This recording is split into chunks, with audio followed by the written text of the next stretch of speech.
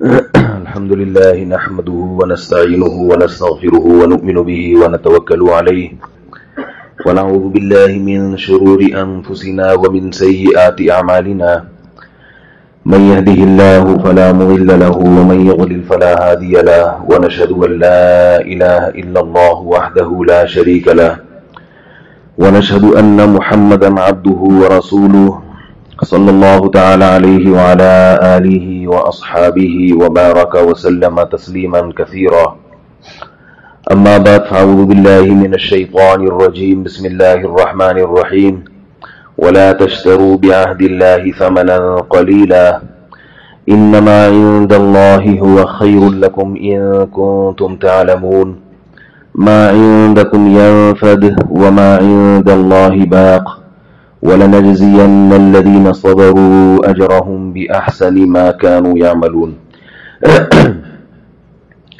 قرآن مجید کی ایک آیت تلاوت کی ہے۔ اللہ تعالیٰ صحیح طرح سے بات کہنے کی، سننے کی اور سمجھنے کی اور پھر عمل کی توفیق عطا فرمائے۔ وَلَا تَشْتَرُوا بِعَهْدِ اللَّهِ ثَمَنًا قَلِيلًا، تم نے اللہ سے جو عہد کیا ہے اسے چند ٹکوں کے بدلے میں مت توڑو۔ تم نے اللہ سے جو عہد کیا ہے اسے چند ٹکوں کے بدلے میں مت توڑو۔ انما عند اللہ هو خیر لکم، اس لیے کہ اس عہد کو اگر پورا کرو گے تو اللہ کے پاس تمہارے لیے جو کچھ بھی ہے وہ ان ٹکوں سے بہت بہتر ہے۔ بنگلہ دیش کے کوئی ساتھی ہیں؟ ٹکے کا مطلب وہ بتائیں گے آپ کو۔ بنگلہ دیش میں ٹکے چلتے ہیں نا، وہ کہتے ہیں نا 2 ٹکے کا آدمی نہیں ہے مگر باتیں بڑی بڑی کر رہا ہے۔ تو اللہ نے فرمایا کہ اللہ سے کیے ہوئے معاہدے کو چند ٹکوں کے بدلے میں مت توڑو، اس لیے کہ اللہ کے پاس جو کچھ ہے وہ تمہارے لیے ان چند ٹکوں سے بہتر ہے۔ وَلَنَجْزِيَنَّ الَّذِينَ صَبَرُوا، اور جن لوگوں نے صبر کیا ہم ان کو بہترین بدلہ دیں گے، بِأَحْسَنِ مَا كَانُوا يَعْمَلُونَ، جو کچھ وہ کیا کرتے تھے اس سے زیادہ دیں گے۔ یہ مختصر سی آیت ہے، اس کا مختصر سا ترجمہ ہے، مگر اس کا مفہوم بے انتہا وسیع ہے۔ پورے دین کا، پورے مذہب کا اللہ نے اس آیت میں خلاصہ بیان کر دیا۔ کافر نے تو اللہ سے کوئی معاہدہ نہیں کیا بھی ہے تو عالم ارواح میں کیا، اور کافر وہ اس معاہدے کو بھول چکا ہے۔ لہذا اس آیت میں جو خطاب ہے وہ کس سے ہے؟ مسلمانوں سے، کیونکہ مسلمانوں نے اللہ سے ایک معاہدہ کیا کہ ہم اللہ پر ایمان لاتے ہیں، اس کے رسول صلی اللہ علیہ وسلم کو آخری نبی مانتے ہیں، تو اس کے ضمن میں آپ نے خود بخود بہت سارے معاہدے کر لیے۔ آپ نے دیکھا ہوگا کہ جب کوئی نئی ریاست وجود میں آتی ہے کچھ ممالک اس کو تسلیم کرتے ہیں، کچھ تسلیم نہیں کرتے۔ جو یہ کہہ دیں کہ ہم اس ریاست کو مانتے ہیں تو پھر بہت سارے احکام ان کی طرف متوجہ ہو جاتے ہیں، اس کے سفیر کو بھی ماننا پڑے گا۔ پاکستان اور سعودی عرب اسرائیل کو نہیں مانتے، لہذا اسرائیل کا کوئی پاسپورٹ، اسرائیل کے لیے پاسپورٹ نہیں بنا کے دیتے، اسرائیل کے سفیر کو نہیں مانتے۔ تو جب ہم نے اور آپ نے یہ کہہ دیا کہ ہم اللہ کو مانتے ہیں، اللہ کو ایک مانتے ہیں، اس کے وجود کو بھی، اس کی توحید کو بھی، اور اس کے رسول محمد صلی اللہ علیہ وسلم کو رسول مانتے ہیں، تو اس کا مطلب کیا ہوا کہ اب اللہ کی مان کے چلیں گے، اور اللہ کی ماننے میں نبی صلی اللہ علیہ وسلم کی تعلیمات کو فالو کریں گے، اپنی طرف سے نہیں۔ اس مضمون کو قرآن مجید نے دوسرے مقام پر یوں بیان کیا سورہ بنی اسرائیل میں، وَمَنْ أَرَادَ الْآخِرَةَ وَسَعَى لَهَا سَعْيَهَا وَهُوَ مُؤْمِنٌ، کہ جو آخرت چاہے گا اور پھر آخرت کی کوشش کرے گا۔ کون سی کوشش؟ سعیہا، آخرت والی کوشش۔ ایک کوشش تو وہ ہوتی ہے جو اپنی طرف سے کوئی کر رہا ہے آخرت کمانے کی، ایک کوشش وہ جس کو اللہ نے آخرت والی کہا ہے، یعنی میرے اور آپ کے کہنے سے ہماری کوشش آخرت کی نہیں بنے گی، بلکہ ایک کوشش ہے جس کو اللہ کہتے ہیں آخرت والی۔ تو یہ آخرت والی کون سی کوشش ہے؟ جو محمد صلی اللہ علیہ وسلم نے بتائی۔ اگر آپ اپنی طرف سے کوشش کریں گے تو وہ کالعدم ہے۔ ابھی عشاء کی 4 رکعتیں ہیں، 1 رکعت میں 2 سجدے ہیں، آپ اگر جوش میں آ کے 2 کے بجائے 3 سجدے کر لیں تو یہ کوشش تو آخرت کی یاد میں ہوگی، مگر یہ آخرت والی نہیں ہے تو آخرت کے لیے۔ اللہ کے سامنے کوئی سر جھکا رہا ہے تو نیت تو اس کی بہرحال درست ہے کہ اللہ راضی ہو جائے گا۔ 2 سے خوش ہوتا ہے تو میں 1 رکعت میں 3 کر لوں اور خوش ہو جائے گا۔ میرا خیال ہے میں ٹی وی میں آ رہا ہوں، تھوڑا سا گردن ہلائے نا۔ تو جب 2 کے بجائے 3 سجدے کرے گا تو بظاہر اچھا کام کر رہا ہے نا، یا برا کر رہا ہے؟ بظاہر تو اچھا کام کر رہا ہے، سجدہ ہی کر رہا ہے، لیکن اس سے اس کی نماز کا بیڑا غرق ہو جائے گا۔ اب ایک آدمی نے 1 رکعت میں 2 سجدے کیے، ان میں نہ اس کو رونا آیا نہ دھونا آیا، 3 دفعہ سبحان ربی الاعلی جلدی جلدی کہہ کے بیٹھ گیا۔ اب اس کو خیال آیا کہ یہ دونوں سجدے مزیدار نہیں ہوئے، یعنی میری زبان میں خاندانی سجدے نہیں ہیں، اب میں تیسرا کروں گا ذرا خشوع و خضوع کے ساتھ، یہ دونوں جو ہے نا یہ کینسل ہو گئے، مزہ نہیں آیا، نہ رونا آیا نہ دھونا آیا، جلدی جلدی میں کر لیے۔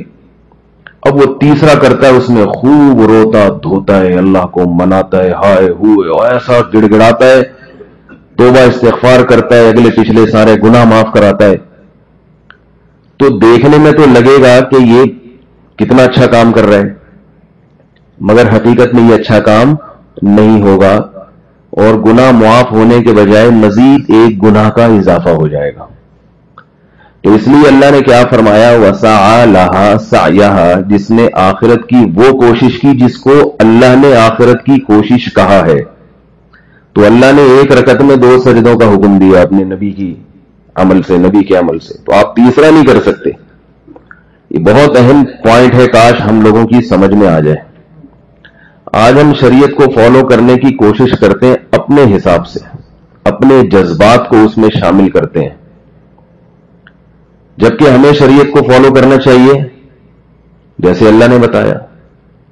چند سال پہلے ایک صاحب عمرہ کرنے کے لیے آئے پاکستان سے، عمرہ کر کے جب وہ واپس آئے تو مجھ سے ملے، مجھے کہنے لگے مزہ نہیں آیا۔ میں نے کہا کیوں؟ کہہ رہے یار یہاں تنہائی میں بیٹھ کے کمرے میں اللہ اللہ کرنے کا جو مزہ ہے، وہ رمضان میں عمرہ کرنے آئے تھے تو رمضان میں تو بے انتہا رش ہوتا ہے۔ تو کہنے لگے کہ میں جب وہاں گیا ہوں تو اتنا رش تھا کہ نماز میں خشوع و خضوع نہیں تھا۔ مطاف میں کہتے ہیں 2 رکعت کی نیت باندھتا تھا تو ادھر سے دھکا لگا، وہ گھسیٹتا ہوا ادھر لے گیا، نماز شروع یہاں ہو رہی ہے، سلام کہیں اور جا کے پھیرا جا رہا ہے۔ کہہ رہے ہیں پھر تراویح کے لیے میں جب ابھی رمضان میں آیا تھا تو میرے اپنے ساتھ ایسا ہوا کہ میں تراویح میں پہنچا جس وقت تو نماز کھڑی ہو چکی تھی تراویح کی۔ اب میں نے ارادہ کیا کہ بھئی جہاں جگہ ملے میں وہاں کھڑے ہو کر نیت باندھ لوں، تو میں جہاں نیت باندھتا شرطے آ کے وہاں سے ہٹا دیتے، لے بھائی چلو یہاں سے ہٹو، نماز میں یہ دھکا دینا شروع کر دیتے ہیں، اس لیے کہ وہ اگر یہ انتظار کریں گے سلام پھیرو اور خشوع و خضوع تو وہ پھر ہو گیا کام ان کا۔ تو ایک دفعہ ہوا دھکا دے کے کہیں اور نماز ہی ٹوٹ گئی، پھر ہم نے دوبارہ نیت باندھی، پھر وہ آیا شرطا، اس نے ادھر گھسیٹ لیا ادھر لے گیا۔ ہمارے ساتھ تو چلو اتنا ہی ہو رہا تھا، بعضوں کو تو پورا وہ منہ گھما دیتے تھے ان کا۔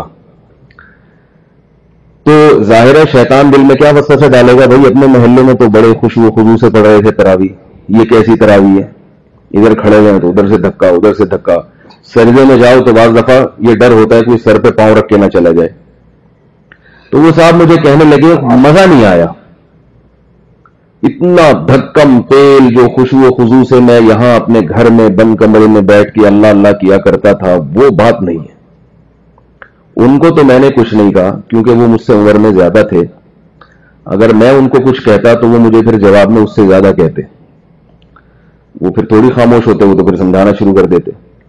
لیکن میں نے کہا کہ یہ چیز اور بھی لوگوں کے ساتھ پیش آتی ہے، رش ہوتا ہے تو وہ خشوع و خضوع نہیں رہتا بعض مرتبہ، تو یہ بات ذہن میں رکھ لینی چاہیے کہ ہمیں خشوع و خضوع کا کیا کرنا ہے.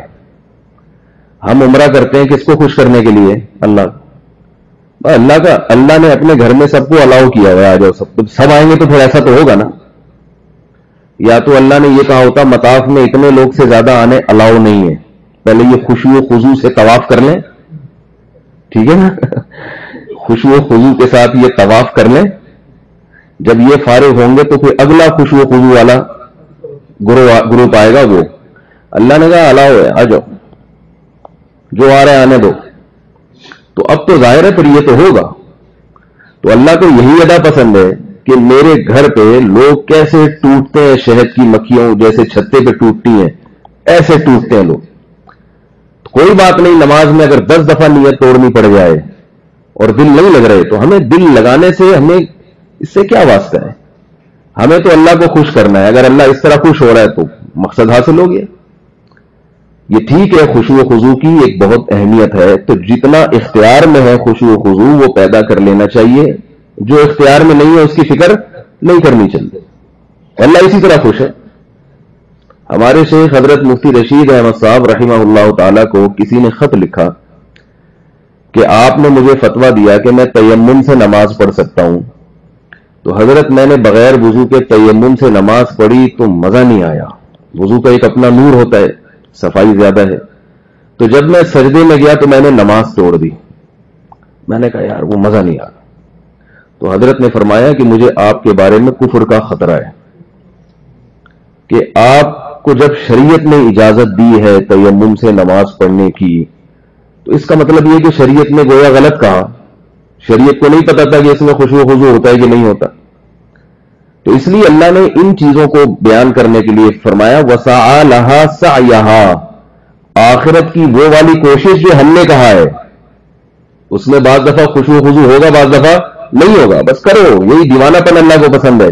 دھکے لگ رہے ہیں اور گر رہے ہو, کلاوازیاں کھا رہے ہو, چپل گم ہو رہی ہے, شاپر گم ہو گئی, بیوی گم ہو گئی, ابا گم ہو گئے, بیٹا گم ہو گیا, بس یہ ہے نا. شوہر بھی گم ہو جاتا ہے بعض دفعہ. تو یہ سب کچھ ہے, یہاں کا حصہ ہی ہے. اللہ کو یہ ادا پسند ہے. یہ دیوانگی کے اظہار کی جگہ ہے, دیوانہ بننا ہے یہاں پہ. تو نبی صلی اللہ علیہ وسلم اللہ کی حدود پہ کس قدر قائم رہا کرتے تھے کہ آپ اس سے اندازہ لگائیے. میں صرف 2 مثالیں دوں گا کہ نبی صلی اللہ علیہ وسلم نے جب روزہ رکھا تو سحری کا ہمیں حکم دیا اور افطاری میں ہمیں جلدی کا حکم دیا. کیوں؟ اس لیے کہ روزہ ایک تو وہ ہے جو اللہ نے کہا ہمیں ثم اتموا الصیام الی اللیل, غروب آفتاب تک. غروب آفتاب کے بعد اگر ہم نہیں کھائیں گے تو یہ گویا کہ زیادہ فنٹر بننے کی کوشش کر رہے ہیں. سمجھ رہے ہیں نا, انڈیا والے فنٹر کا لفظ سمجھتے ہیں. یعنی اللہ نے کہا کہ بس اتنا ہے, اب نہ کھانا یہ ابدیت کے خلاف ہے. حدود ہے اللہ کی, یہاں سے یہاں تک پابندی ہے. اس کے بعد جب نہیں ہے پابندی تو کیوں بھوکے رہے بھائی؟ اب ثواب نہیں ہے بھوکا رہنا. اس لیے نبی نے حکم دیا جلدی کھاؤ, جلدی, یہ بتانے کے لیے کہ ہمارا روزہ ختم ہو چکا ہے. اور آپ دیکھیں, حکمت دیکھیں نبی صلی اللہ علیہ وسلم کی تعلیم میں. عید الفطر کے دن رسول اللہ صلی اللہ علیہ وسلم نماز سے پہلے کچھ کھایا کرتے تھے, عید الاضحیٰ میں نہیں کھاتے تھے. فرق کیا ہے؟ عید الفطر سے پہلے 29 یا 30 روزے گزرے ہیں, تو اس میں صبح جلدی کھا رہے ہیں یہ بتانے کے لیے کہ آج ہمارا روزہ نہیں ہے.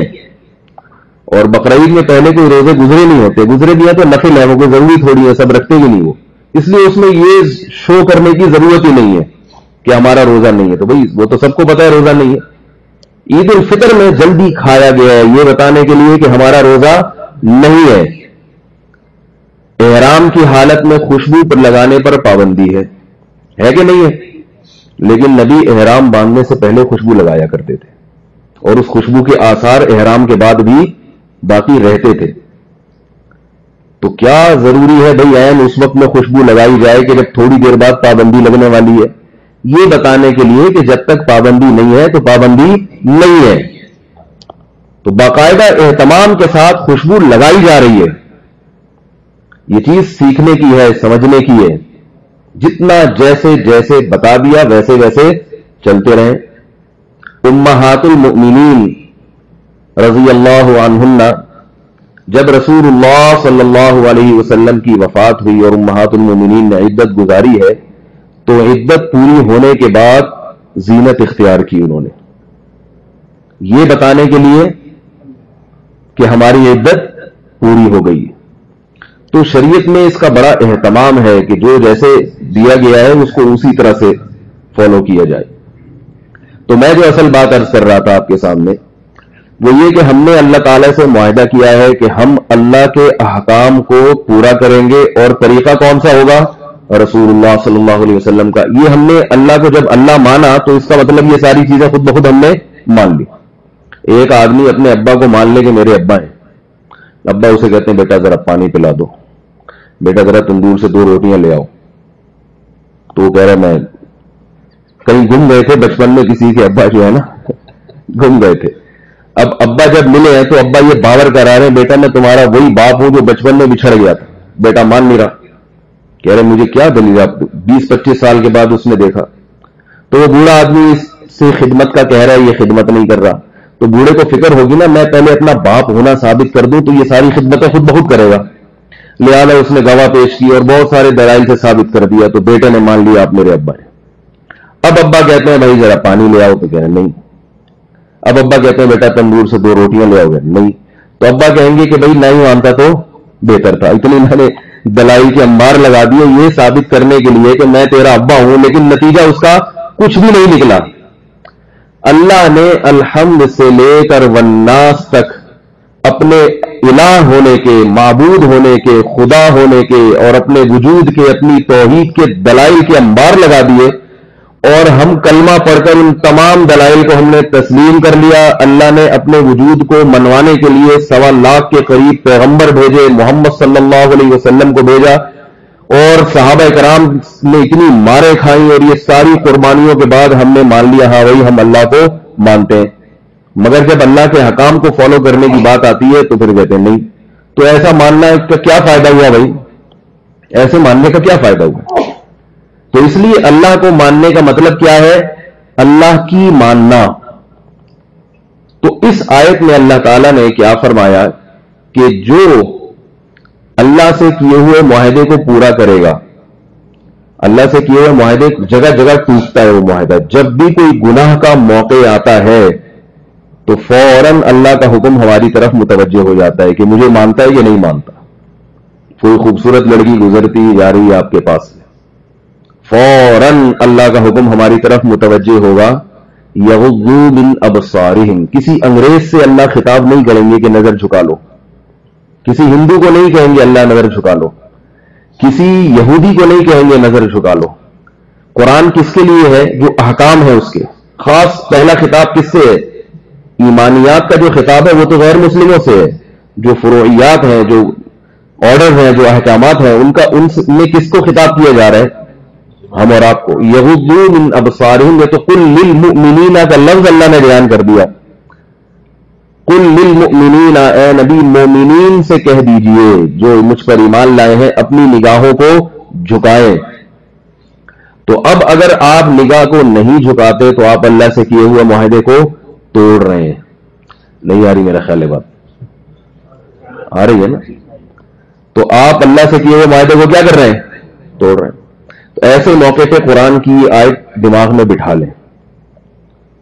گناہ کا جب موقع آئے نا، ہمارے حضرت فرمایا کرتے تھے کہ کوئی آیت آپ کو یاد ہو گئی ہے یا نہیں ہو گئی ہے، اس کا پتہ اس سے چلے گا موقع پہ وہ یاد آ جائے. ورنہ حافظ کو الحمد سے والناس تک پورا قرآن یاد ہوتا ہے، مگر یہ والا یاد وہ والا یاد نہیں ہے جو اللہ ہمیں یاد کرانا چاہتے ہیں. اس کی بھی اہمیت ہے زبانی یاد کرنے کی، مگر اسے اگر موقع پر وہ یاد نہیں آتی تو اللہ کی نظر میں اس نے قرآن کو حقیقی معنوں میں یاد نہیں کیا. اور ایک آدمی حافظ نہیں ہے لیکن اسے قرآن کا وہ حکم موقع پر یاد آ جاتا ہے تو خدا کی قسم وہ حافظ سے بہتر ہے. نہیں آ رہی بات؟ وہ حافظ سے بہتر ہے. سارے صحابہ حافظ نہیں تھے مگر صحابہ کرام کو قرآن کی آیتیں موقع پہ یاد آ جایا کرتی تھی. اور اگر کبھی کسی صحابی کو خود سے یاد نہیں آئی، کسی نے یاد دلا لی تو فوراً اس کام سے رک جایا کرتے تھے. حضرت عمر رضی اللہ تعالی عنہ کا مشہور واقعہ ہے کہ انہوں نے منبر پہ اعلان کیا کہ 400 درہم سے زیادہ مہر کی اجازت نہیں ہے، پابندی ہے حکومت کی طرف سے. مہر لوگ بہت زیادہ لینا شروع کر دیا تھا لڑکیوں کے اولیاء نے. حضرت عمر نے کیا قانون بنایا؟ بھائی 400 بہت ہے، اس سے زیادہ نہیں ہوگا. تو ایک عورت نے کہا کہ قرآن میں تو اللہ نے کہا ہے وَإِنْ آتَيْتُمْ إِحْدَاهُنَّ قِنْطَارًا فَلَا تَأْخُذُوا مِنْهُ شَيْئًا. اے ایمان والو، کسی نے مہر میں اپنی بیوی کو سونے کا پہاڑ بھی دیا ہو تو نہیں لے سکتا واپس. اس سے پتہ چلتا ہے مہر تو سونے کا پہاڑ بھی ہو سکتا ہے. حضرت عمر نے فوراً منبر پہ کھڑے کھڑے رجوع کیا اور فرمایا اخطأ رجل واصابت المرأة، عورت صحیح کہہ رہی ہے اور مرد سے غلطی ہو رہی ہے. ٹھیک ہے نا، مرد نے غلطی کی اور عورت صحیح کہہ رہی ہے، عورت ہو کے صحیح بات کہہ رہی ہے. فوراً رجوع کر لیا. ہمارا اتنا دل گردہ نہیں ہے. ہم اگر کوئی غلط بات کہہ دیں اور پھر قرآن کی کوئی آیت پڑھیں تو پھر 6 دفعہ اس میں پہلے تو وہ سامنے والے کو ایسے آنکھیں پھاڑ کے دیکھتے ہیں جیسے اس نے پتہ نہیں کیا جرم کر لیا. فوراً رجوع کیا نہیں گئی، نہیں ہو سکتا. تو اور اس کی مثالیں بہت زیادہ. حضرت عمر رضی اللہ تعالی عنہ نے حج تمتع پہ پابندی لگا دی تھی. حج تمتع پہ اس میں حضرت عمر کے پاس دلائل تھے. حدیث کی مخالفت مقصد نہیں تھی، کچھ دلائل تھے، وہ بھی دلائل کا موقع نہیں ہے، اجتہادی اختلاف تھا اس میں. عبداللہ ابن عمر جو حضرت عمر کے بیٹے ہیں، ان سے کسی نے کہا، انہوں نے کہا کہ حج تمتع کرنا چاہیے، نبی صلی اللہ علیہ وسلم نے کیا ہے. تو ان سے کسی نے کہا کہ آپ کے والد امیر المؤمنین عمر ابن خطاب رضی اللہ تعالی عنہ نے تو پابندی لگائی تھی، تو آپ اپنے باپ کی مخالفت کر رہے ہیں. تو انہوں نے جواب میں فرمایا، صحیح بخاری کی حدیث ہے، امر ابی نتبع ام امر رسول اللہ صلی اللہ علیہ وسلم، میں اپنے باپ کی مانوں یا محمد صلی اللہ علیہ وسلم کی مانوں. تو کتنے زیادہ حرص تھی صحابہ کرام میں قرآن و سنت کو فالو کرنے کی. تو موقع پہ اگر آپ کو وہ آیت یاد آ جاتی ہے، جب بھی کوئی گناہ کا موقع آتا ہے قرآن کی آیت یاد آ گئی تو اس کا مطلب کیا ہے؟ آپ کو حافظوں سے بھی زیادہ اچھا قرآن یاد ہے. آپ کو حافظوں سے بھی، بول لیں بھائی، زیادہ اچھا قرآن یاد ہے. حافظ کی فضیلت کا انکار کرنا مقصد نہیں ہے، اس کے الگ فضائل ہیں. میں کمپیئر کر رہا ہوں کہ ایک حافظ جو قرآن پر عمل نہیں کرتا اور ایک غیر حافظ جو عمل کرتا ہے، قیامت کے دن اس عمل کرنے والے غیر حافظ کا درجہ اس حافظ سے زیادہ ہوگا جو عمل نہیں کرتا، اس لیے کہ اس نے اللہ کی آیات کو یاد رکھا ہے، اس نے موقع پر یاد نہیں رکھا. بہت ساری آیتیں ہم موقع پہ بھول جاتے ہیں، ویسے بہت پڑھتے رہتے ہیں، قاریوں سے سنتے بھی رہتے ہیں، ایک بد نظری والی آیتیں ہمارے ذہن سے نکل جاتی ہیں. تو اس موقع پر قرآن کی آیت آنی چاہیے. 2 آیتیں، ایک نظر کو جھکاؤ، اللہ کہہ رہے ہیں. دوسری کیا ہے؟ اللہ سے کیے ہوئے معاہدے کو چند ٹکوں کے بدلے میں نہ توڑو. یہ دوسری آیت تو ہر گناہ کے موقع پہ یاد آئے گی. اللہ سے تم نے معاہدہ کیا نظر کی حفاظت کروں گا. اب چند ٹکے کیا ہیں؟ چند ٹکے ضروری نہیں ہے کہ بنگلہ دیش کا کوئی ٹکا ہی آپ کی جیب میں ڈال کے چلا جائے گا اگر آپ نے جو ہے نا وہ نظر اٹھا لی. چند ٹکے ثمناً قلیلاً کا مطلب یہ ہے کہ تھوڑی سی لذت، وہ کبھی پیسوں کی شکل میں بھی ہو سکتی ہے، کبھی نفس کی خواہش کو تھوڑی سی تسکین ہو جاتی ہے. اب بدنظری میں کیا ہوتا ہے؟ تھوڑی سی دیر کی لذت ہوتی ہے، لیکن اس کی وجہ سے انسان آخرت میں جنت کی حوروں سے محروم ہو رہا ہے، اللہ کے دیدار سے محروم ہو رہا ہے. تو ایسے موقع پہ یہ سوچ لینا چاہیے کہ وَلَنَجْزِيَنَّ الَّذِينَ صَبَرُوا. دیکھیں یہ صبر کی آیت کیوں بیان کی؟ اس لیے کہ جہاں بھی اللہ سے کیے ہوئے معاہدے کو پورا کرنا پڑے گا تو معاہدہ توڑنے میں تو صبر نہیں ہے، معاہدہ پورا کرنے میں صبر سے کام لینا پڑے گا. میرا خیال ہے مشکل ہو گیا سمجھانا. کلیئر ہے نا؟ بس یہ میں ویسے ہی آپ کی زبان سے کہلوانا چاہتا تھا. ٹھیک، معاہدہ پورا کرنے میں کبھی بھی یعنی صبر سے کام نہیں لینا پڑتا. معاہدہ پورا کرنے میں صبر سے کام لینا پڑتا ہے، توڑنے میں تھوڑی صبر. توڑنے میں کیا ہے؟ توڑ دو، سارا دن توڑتے رہو. کافر توڑتا ہے سارا دن، اللہ اس نے تو معاہدے ہی نہیں کیے. ایک معاہدہ جو عالم ارواح میں اس نے کیا تھا اس کو توڑتا رہتا صبح شام. تو اس لیے اللہ نے کیا فرمایا؟ وَلَنَجْزِيَنَّ الَّذِينَ صَبَرُوا. اگر صبر کا مطلب کیا ہے؟ صبر کا مطلب ہماری جو عام زبان ہے نا جو لوگوں میں بولی جا رہی ہے. صبر کا مطلب بریک. عربی میں صبر کہتے ہیں روکنا. روکنا. دجاجہ مصبورہ اس مرغی کو کہتے ہیں جس کو باندھ کے رکھا گیا ہو, روک کے رکھا گیا ہو نشانہ لگانے کے لیے. صحابہ کرام زمانے جاہلیت میں ان کی عادت تھی نشانے بازی مرغیوں پہ سیکھا کرتے تھے. مرغی کو باندھا اس پہ نشانے. نبی صلی اللہ علیہ وسلم نے منع کیا اس عمل سے کہ یہ ظلم ہے. تو مصبور صبر سے نکلا ہے نا, بندی ہوئی رکی ہوئی. تو بریک لگانے کے لیے کیا ہوتا ہے, گاڑی اسپیڈ سے چلتی ہوئی جا رہی ہے, ایکسلریٹر پہ اگر آپ پاؤں مزید رکھیں گے نا تو گاڑی کو کوئی بوجھ نہیں ہوگا, وہ اور تھوڑی سی اسپیڈ تیز ہو جائے گی یا اتنی رہے گی. بریک لگائیں گے تو گاڑی کی ساری چیزیں ہلتی ہیں تھوڑی دیر کے لیے. وہ جس رفتار پہ جا رہی ہے ایک دم رکنے کی کوشش, پھر بریک جتنی زور سے لگے گی گاڑی کو دھچکا اتنی زور سے آئے گا. تو جب کوئی ہم ایسی چیز دیکھتے ہیں جو گناہ کی چیز ہوتی ہے, ہماری طبیعت اس کی طرف گاڑی کی سے زیادہ اسپیڈ سے بھاگنا شروع کر دیتی ہے. اب دل چاہتا ہے کہ ایکسیلیٹر پہ پاؤں رکھو اور 14 گیئر بھی لگا دو. ایسے موقع پہ لوگ بریک لگاتے ہیں. جو غیر مسلم ہے وہ تو بالکل ہی بریک نہیں لگاتا, وہ تو گھر تک چلا جاتا ہے اس کے ساتھ. ٹھیک ہے, نمبر لے لیتا ہے, فون نمبر وغیرہ سارے رابطے شروع کر دیتا ہے.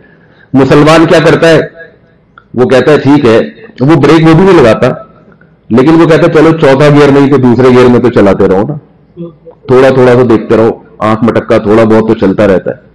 توبہ کر لیں گے, استغفار کر لیں گے. توبہ بھی تو میں بعد میں جاؤں گا, 4 مہینے لگانے جاؤں گا. 4 مہینے جب تک نہیں لگتے اس سے پہلے تو سب حلال ہے نا. میں نے حضرت جی سے اصلاحی تعلق قائم کرنا ہے, وہ جب تک قائم نہیں ہے تعلق تو اس وقت تو ٹھیک ہے. یہ تعلق قائم کیا ہے تو ابھی آہستہ آہستہ آ ہی جائیں گے لائن پہ. تو یہ کیا ہوتا ہے کہ تھوڑا تھوڑا سا ادھر کی طرف جاتے رہتے ہیں. ہر گناہ میں یہ صرف بدنظری میں نہیں ہے, جاتے رہتے ہیں جاتے رہتے ہیں جاتے رہتے ہیں. اللہ کیا کہہ رہے ہیں, ایک دم زور سے بریک لگاؤ, صبر کرو. صبر, صبر کا مطلب اپنے آپ کو روک دو. بریک اگر ایک دفعہ لگا دی جائے تو ایک جھٹکا آتا ہے ٹائٹ والا, اس کے بعد ایک دم سکون. اور اگر آپ سوچتے رہو میں نے بریک لگانی ہے کہ نہیں لگانی ہے, نہیں لگا رہے ہو, پھر بریک چھوڑ رہے ہو, لگا رہے ہو, تو بریک شو ڈھیلے ہو جائیں گے کہ نہیں ہو جائیں گے تھوڑے دنوں میں. بریک شو خراب ہو جائیں گے, بریک شو چینج کرنے پڑیں گے آپ کو. ہمارے بریک شو چینج نہیں ہو سکتے, گاڑیوں کے چینج ہو کے نئے ڈل جاتے ہیں. ہمارے بریک شو خراب ہو گئے تو بس ہو گئے. اعصابی قوت انسان کی خراب ہو جاتی ہے, اس سے بریکیں فیل ہو جاتی ہیں اس کی. نفس کو جس چیز کا عادی بنایا جائے, نفس اس چیز کی عادت اس کو پڑ جاتی ہے, لت پڑ جاتی ہے. بریک لگانے کی عادت ڈالیں گے تو بریکوں کی عادت پڑ جائے گی, اور بریک ڈھیلی رکھیں گے تو بریکیں ہمیشہ کے لیے ڈھیلی ہو جائیں گی. اسی وجہ سے ہم نے بزرگوں سے سنا ہے, علماء سے سنا ہے کہ جو جوانی میں بدنظری نہیں چھوڑتا, بڑھاپے میں چھوڑنا اس کے لیے بہت مشکل ہے, بہت مشکل ہے. حضرت حکیم الامہ مولانا اشرف علی تھانوی رحمہ اللہ نے یہ بات لکھی ہے کہ جوانی میں عفت اور پاک دامنی کے ساتھ زندگی گزارنا آسان ہے, بڑھاپے میں مشکل ہے. بڑھاپے میں اس کے لیے آسان ہے جس نے جوانی میں توبہ کر لی ہو. اور حدیث سے بھی اس مضمون کی تائید ہوتی ہے.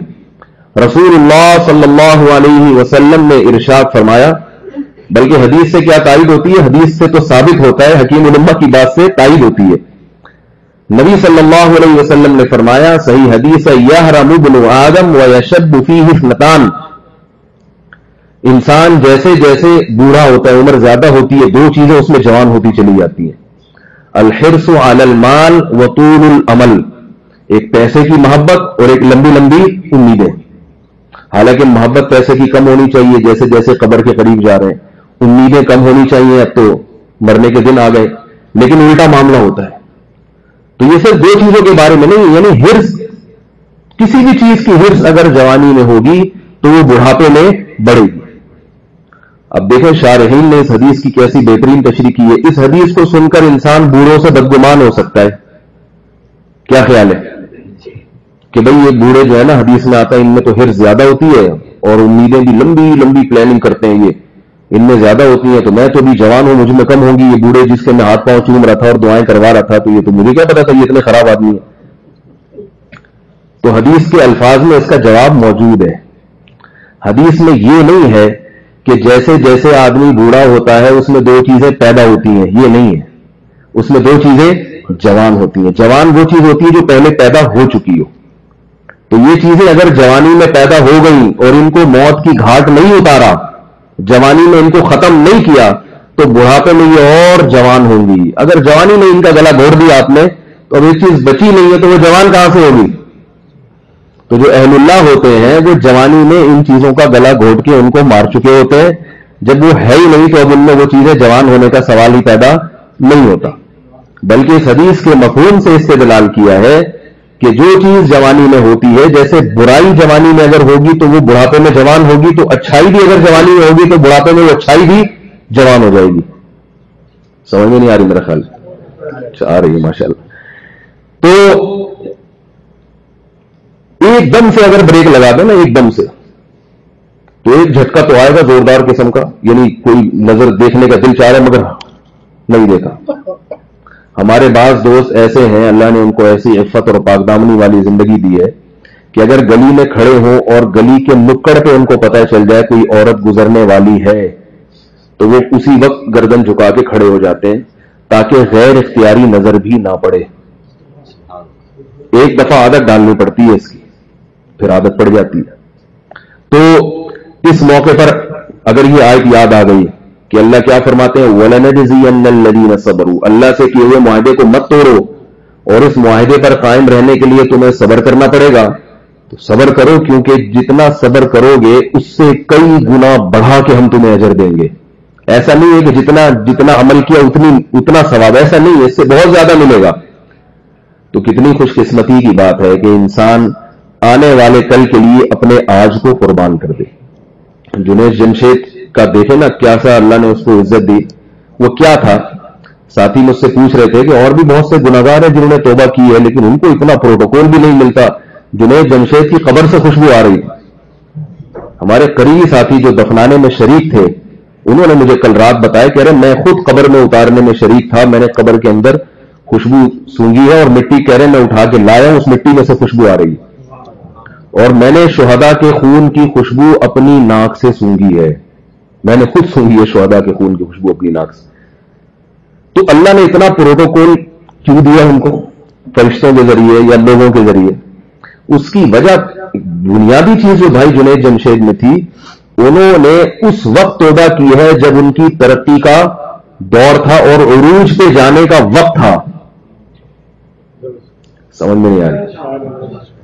کیونکہ یہ جو گلوکار لوگ ہوتے ہیں نا، سنگر، جب اسٹیج پہ کھڑے ہوتے ہیں اور جوانی بھی ہو، خوبصورت آواز بھی ہو اور پرسنالٹی بھی ہو، تو ان کے آگے پیچھے جس طرح لڑکیوں کے غول ہوتے ہیں اور جس طرح ان کو دولت اور شہرت اور عزت نظر آ رہی ہوتی ہے، اس موقع پہ کہ جب پتا ہے کہ ابھی یہ عزت اور بڑھے گی، ابھی تو میری یعنی اسٹارٹ ہے، ابھی تو ابتدا ہے، اس موقع پر یوں ٹن لے لینا یہ بڑا دل گردے کا کام ہے، یہ بڑا مشکل کام ہے. نبی صلی اللہ علیہ وسلم سے صحابی نے پوچھا سب سے افضل صدقہ کون سا ہے؟ آپ نے فرمایا کہ سب سے افضل صدقہ یہ ہے تأمن الغنا وتخشى الفقر، کہ تمہاری جیب میں پیسے ہوں، تمہیں یہ امید ہو کہ اگر میں نے صدقہ نہیں کیا تو پیسے اس کو ڈبل بھی کر سکتا ہوں کاروبار میں لگا کے، اور اگر صدقہ کر دیے تو فقر و فاقہ بھی آ سکتا ہے. ایسی پوزیشن میں جب صدقہ کرو گے تو یہ صدقہ سب سے افضل ہے. ہم تو جو پروفٹ آتا ہے نا اس میں سے تھوڑے تھوڑے نکال کے صدقہ کرتے ہیں، ٹھیک ہے نا. آپ کے پاس پیسہ ہے اور آپ کو پتا ہے، یہ سب شروع نہ کر دیں گے یہ کام. اس کے لیے بہت پاورفل قسم کا توکل چاہیے جو آج کل، ہم اپنی زبان تھوڑی سی بول رہے ہیں، آپ لوگ ناراض تو نہیں ہوں گے، بڑے بڑے سارے نیک لوگ بیٹھے ہوئے بزرگ، آج کل ایسا توکل مارکیٹ میں شارٹ ہے، سمجھ رہے ہیں نا. مارکیٹ میں بعض چیزیں مہنگی ہوتی ہیں اور بعض چیزیں شارٹ ہو جاتی ہیں. تو اتنا تگڑا توکل آج کل ہے نہیں، تو اس لیے اتنا ہی کرنا چاہیے صدقہ جتنا یعنی جس میں اپنے اندر توکل ہے. کیونکہ پھر جب اتنے بڑے پیمانے پر آدمی صدقات و خیرات کرتا ہے اور حالات اس پر آ گئے مستقبل میں اور صبر کی توفیق نہ ملی تو پھر معاملہ خراب ہوتا ہے. نبی صلی اللہ علیہ وسلم اور صحابہ کرام جو سارا مال صدقہ کر دیا کرتے تھے تو ان میں صبر بھی تھا اور توکل بھی بہت تھا. فاقے آتے تھے تو کہتے تھے اللہ کھلانے والا، کوئی بات نہیں، آج فاقہ ہے تو کل کھلا دے گا. ہمارے ساتھ کیا ہوگا؟ ہم اگر خرچ کریں گے، کل کوئی ایسے حالات آ گئے، حال حوال آ گئے تو ہم کہیں گے ہم نے علماء سے سنا تھا کہ خرچ کرنے سے بڑھتا ہے.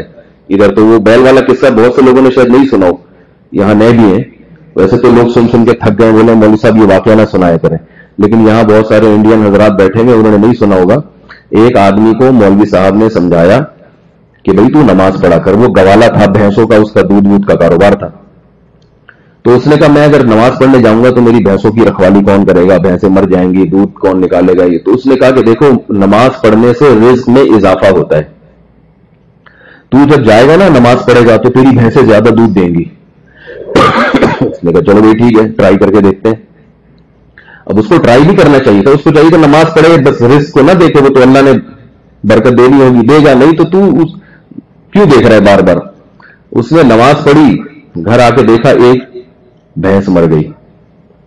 مولوی صاحب کے پاس گیا, آپ تو کہہ رہے تھے کہ مال بڑھے گا, یہ تو بھینس مر گئی. تو مولوی صاحب نے کہا اللہ نہ تیرا امتحان لے رہا ہے, اللہ تیرا امتحان لے رہا ہے, ایک اور ٹرائی کر ظہر میں بھی دوبارہ. اس نے کہا چلو ظہر میں دوبارہ ٹرائی کر کے دیکھتے ہیں. دوبارہ آیا, ظہر کی نماز پڑھ کے جب گھر گیا تو دوسری بھینس مر چکی تھی. عصر پڑھنے آئے, تیسری مر چکی تھی. تو مولوی صاحب سے کہا, مولوی صاحب نے کہا امتحان ہے. تو جب مغرب پڑھ کے آیا چوتھی مر گئی. تو ایک کٹا تھا بھینس کا بچہ, وہ بہت شور مچا رہا تھا. تو یہ اسے کہتا ہے چپ ہو جا, تو خالی 2 نفل کی مار ہے. ٹھیک ہے نا, چپ ہو جا, تو خالی 2 نفل کی مار ہے. ان کو تو تیرے ماں باپ کو مارنے کے لیے تو فرض پڑھنے پڑے تھے. تو اس کا یہ ایمان بن گیا کہ نماز پڑھنے سے کیا ہوگا. تو یہ اللہ پہ اعتماد نہیں تھا نا, توکل نہیں تھا. حالانکہ اس کا نماز سے کیا تعلق. اگر وہ صحیح ایمان والا ہوتا تو یہ سوچتا کہ نماز پڑھی ہے اس لیے ایک بھینس مری, اگر نہ پڑھتا تو کتنی مرتی, 2 مر جاتی. نماز کی برکت سے اللہ نے ایک بچا لیا. تو یہ اگر ایمان ہوتا نا تو صحیح رخ پہ سوچتا اس کو.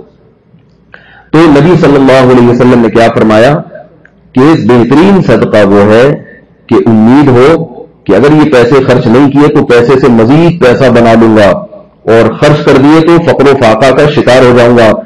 ایسی کنڈیشن میں خرچ کرنا بڑا مشکل کام ہے. تو جنید جمشید کو یہ ڈر تھا اگر میں نے توبہ کر لی تو فقر و فاقہ کا بھی شکار ہو جاؤں گا. وہ ساری حرام آمدن جو تھی وہ تو ختم, حرام ہے وہ تو, اس سے تو کچھ بھی نہیں کر سکتا میں.